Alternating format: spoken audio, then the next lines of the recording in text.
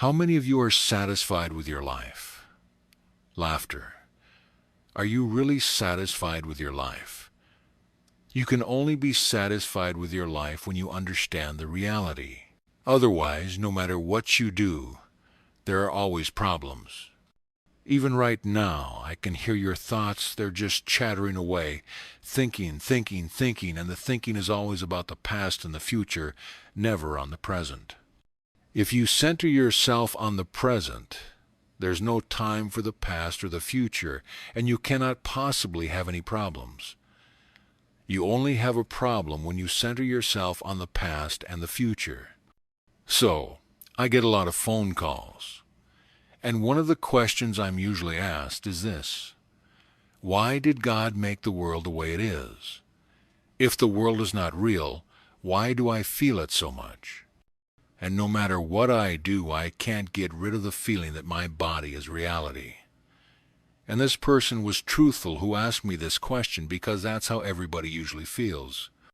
It's good to talk about absolute reality. It's good to talk about absolute oneness. It's good to talk about nirvana and emptiness. But that doesn't solve the problem.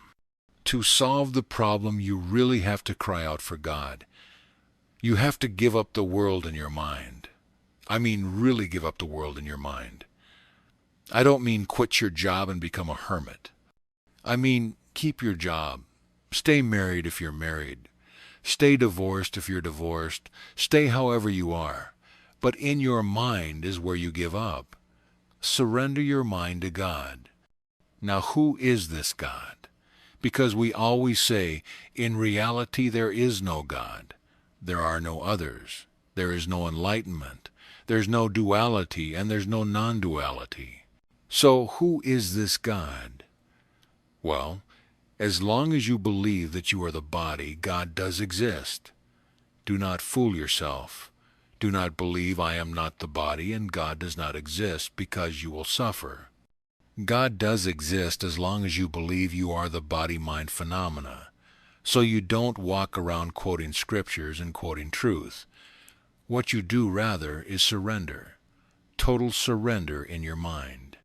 Not my will but thine.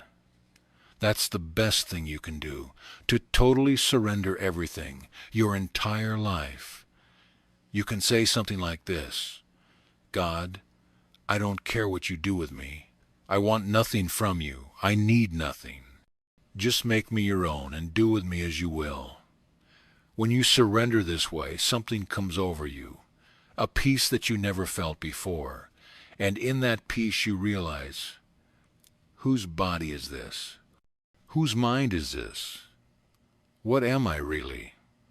See, these questions come automatically when you surrender. They come of their own accord. But when you're arrogant, when you're aggressive, when you have no humility, when you're belligerent and you walk around voicing truth statements, they go against you, not for you. Be careful. Watch what you say.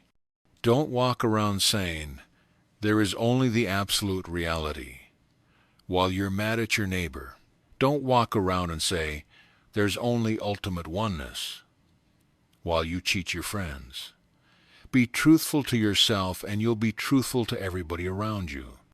And you've got to be careful about that. Do not analyze what I say. When you begin to analyze anything I say, your mind will contradict. The nature of the mind is to contradict. The nature of the mind is to upset you, to make you feel out of sorts, to make you believe something is wrong someplace. That is the nature of the mind. The mind always leads you astray. You cannot have faith in your mind. You cannot believe in your mind. Remember what your mind is. It's a conglomeration of thoughts of the past and worries about the future. That's all your mind is.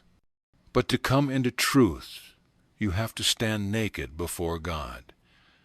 By naked, I mean you have to give up everything, all your wants and desires. I don't mean you have to be like Ramana Maharshi. When he came to the temple in the beginning, when he was a boy, he took off all his clothes and stood naked in the street, and it started to rain, and he shaved his head. I'm not referring to that. You do not have to do this. But what you have to do is to empty your mind. You have to empty your mind of all thoughts. It's not that hard, really. How do you do this? You simply observe your thoughts. You watch your thoughts. You become mindful of every act you perform. From the moment you get out of bed in the morning, you become mindful of what you're doing. If you wake up angry, you immediately catch yourself. You do not carry the anger with you. You either ask yourself, you inquire, to whom has the anger come? Or you simply observe yourself angry and say nothing. You do whatever you have to do to transcend the anger. You watch yourself becoming angry. You realize this has been my nature up to now. I'm an angry person. Why? Maybe it's from my childhood. Maybe it's from samskaras from a past life. Who cares? The whole idea is, I have nothing to be angry about. But then your mind will take over again, and it'll say, well, you've got to be angry about this. You got fired from your job last week. You were there for 12 years, and now you're without money, without a job, and you have no reason to be fired. That's why I'm angry. But then your wisdom should come in and tell you, nothing happens from nothing. Everything is preordained. And if everything is preordained, my getting fired from my job is correct. Therefore, why should I be angry? When you have that kind of an attitude, you immediately transcend that state of consciousness and you go a step higher, and you'll never be angry again. You will actually never be angry again. When you understand the principle of anger, the principle of anger is simply that it's preordained. It was meant to be before you came into your body. Everything was determined. Even the anger. Even my getting fired from my job. Once you've realized this, your mind becomes weak. You begin to kill the mind. This is how you annihilate the mind.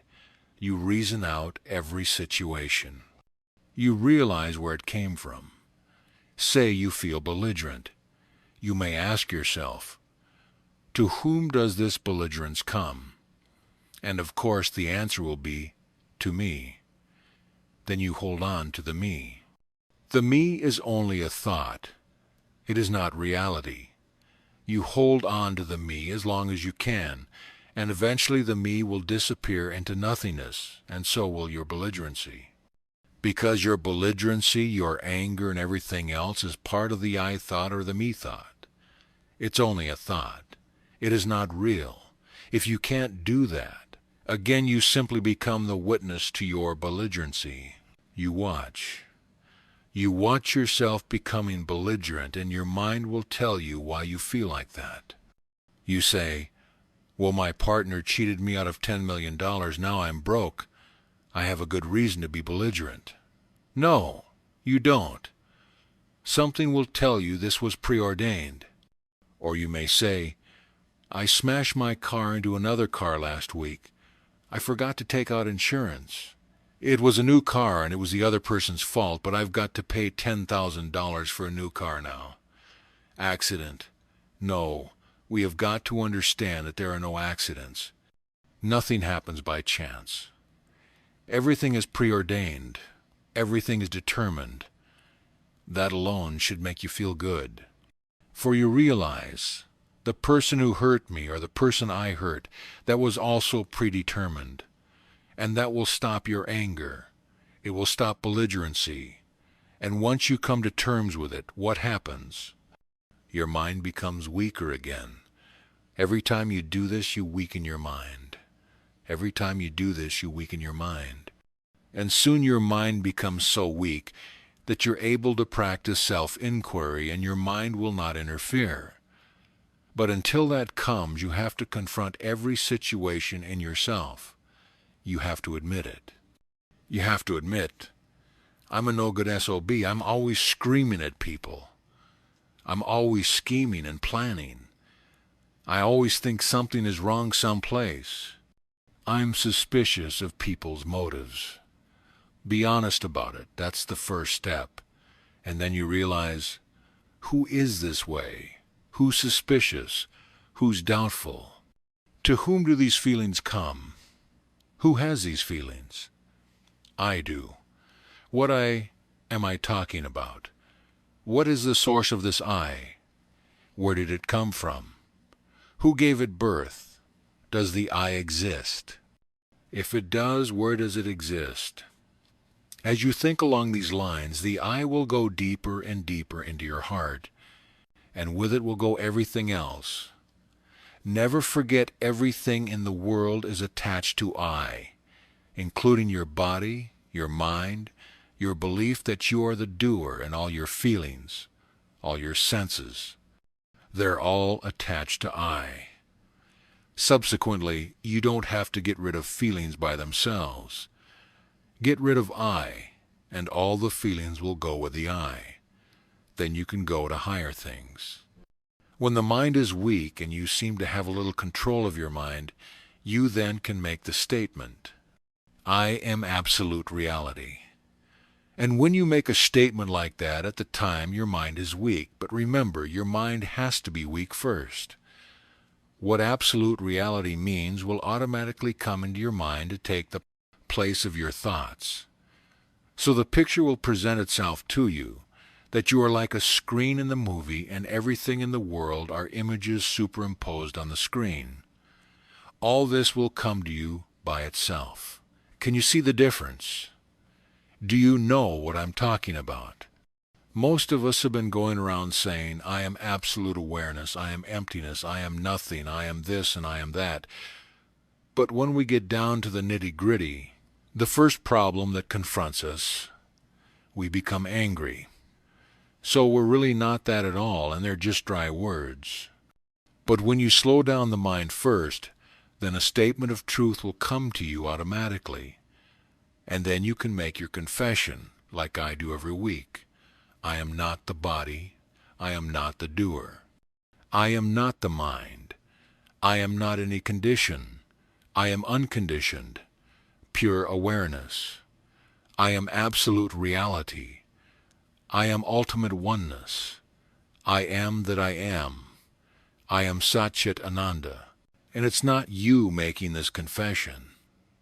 You're not doing it. It is yourself that's making the confession.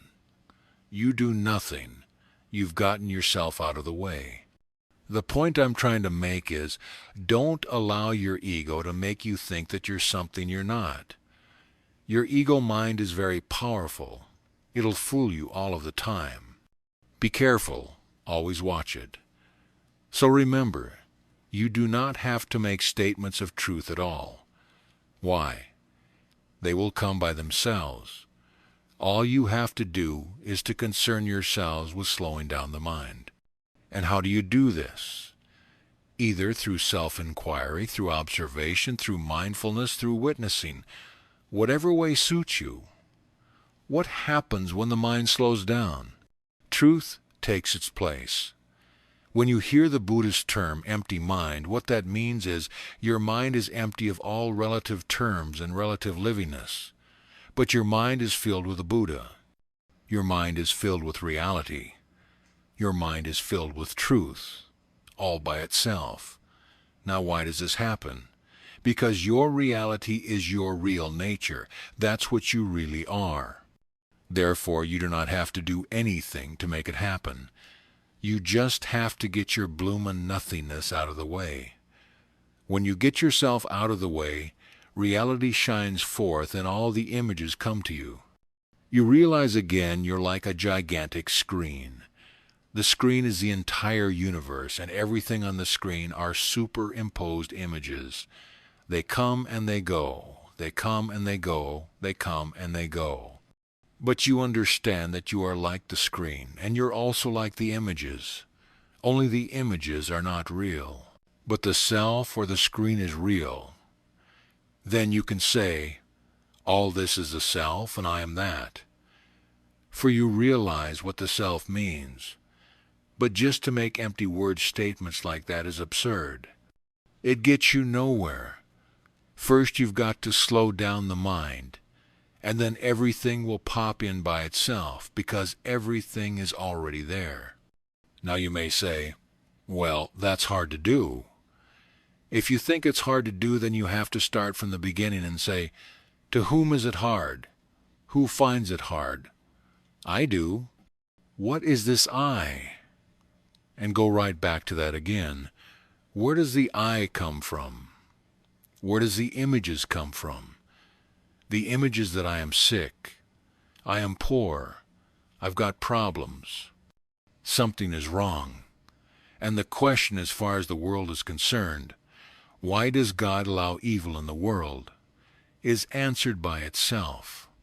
And the answer is simply this. It's mass hypnosis. The world that you're talking about does not exist, and the examples will come to you of their own accord. Like the sky is blue. The sky appears blue, but in reality there's no sky and there's no blue. There's only space, and space is consciousness. And all the planets and all the stars and all the worlds and all the people and all the insects and everything that you can think of, they're all superimposed on the space.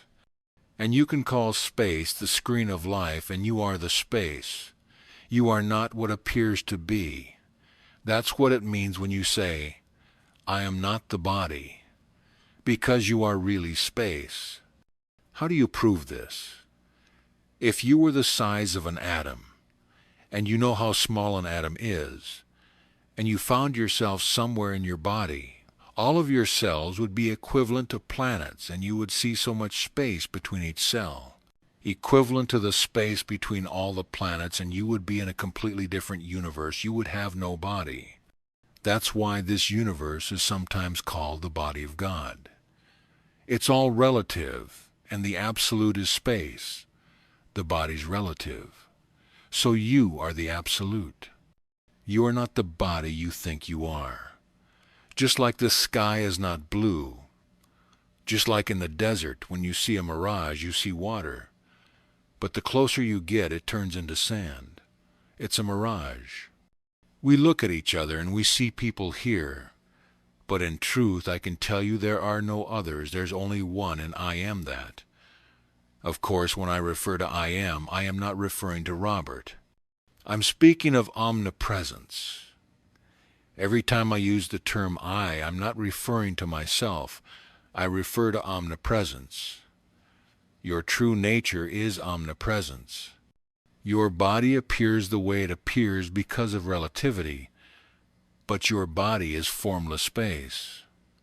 Your body is emptiness. That's why you can truly say, I am not the body. But from now on, you're not going to make that statement, are you? What are you going to do? You're going to quiet the mind. And what will happen? When the mind is quiet, everything will happen by itself. The truth will come out of you. You will not have to think about it. You will be aware of reality, and you will find unalloyed happiness, great joy, a great peace, a great love, and you will have a great compassion. And you will be kind to everything, to insects, to animals, to humans, to minerals. Everything is alive, and you will have reverence for all things. This feeling will come of its own accord. If you try to put it on, it won't last. That's why some of you always tell me, Robert, I feel great when I'm here at Satsang, but as soon as I walk out the door, I feel bad again. Why? That's why. Because you haven't developed a consciousness of the truth. When you develop a consciousness of the truth, it can never leave you, never. You do not go on and off like a light switch. Once you have a consciousness of the truth, you have it forever, and you have a feeling of immortality. You just know. You don't voice it. You just know. I was never born, I can never die, and I do not persist while I'm alive. I am egoless. Everything just happens. It comes through by itself. This is why I tell you so many times, not to read too much, Jay. Not to read too much, because when you read too many books on Buddhism and Taoism, on Ramana's books, on Nisargadatta, and everybody else in the world, total confusion sets in. Isn't it better just to sit still at home in the silence and stop the mind from thinking? That's the easiest way. It's the best way. It's the simplest way. If you don't believe me, try it. Try it for a week and see what happens. For 1 week, I would like you to experiment. I don't want you to read any book. Think you can do it? Don't look at any spiritual literature. Just sit by yourself as much as you can. And watch your mind. Watch your mind. Do whatever you have to do to slow down your mind, and then you're going to be amazed. You will laugh at yourself. For when the mind becomes quiescent, reality will rush in. And you'll see it's so simple. It's so simple. Why didn't I know this all the time? I used to believe by reading volume after volume I'll become enlightened. But it was so easy, I just had to quiet my mind. Those of us who met yesterday, if you remember, were going to be silent every Monday. Do you remember? Do you think you can do it? Just for 1 day. 1 day. Tomorrow. Be silent. Do not say a word to anybody. Try to spend that day by yourself if you can. If you have to go to work for a living, anybody work for a living here? For some reason, all the people we attract don't work. Students, laugh. But if you have to go to work, be silent in your mind. Now here's how you work this. If you have to talk to your employees or your employer, talk to them, but shut it out of your mind. Do not entertain what you say. Get rid of it immediately after you've finished. If you talk about a work problem, resolve the problem and then go back to silence. In other words, do not carry it with you. Do not carry it with you at all. It reminds me of the story of the 2 Buddhist monks. They went shopping for some groceries in town. It was raining, and they saw a beautiful young lady trying to cross the street. There was a big puddle, so one of the monks took off his jacket, said to his fellow monk, "Here, hold this." And he ran over and picked up the girl and carried her across the flooded area, and he put her down. And they went about their business. They shopped and went back to the ashram, to the gendo. And that night, when they were eating dinner, the other monk looked at him and said, "Do you realize what you did today? We took an oath never to look at a woman, and you picked her up and actually carried her across the flooded area and put her down. How can you do that?" And the other monk said, "Well, I put her down this morning, but apparently you're still carrying her. And isn't this true of us? We always carry with us old hurts, the past. We never get rid of it. We carry our past mistakes, things that happened to us when we were kids. We have to let go of everything. And remember the way to let go.